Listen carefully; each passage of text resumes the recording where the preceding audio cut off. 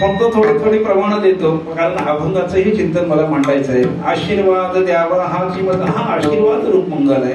काही ठिकाणी नमस्कार रूप मंगल आहे. आता किती प्रमाणात देऊ?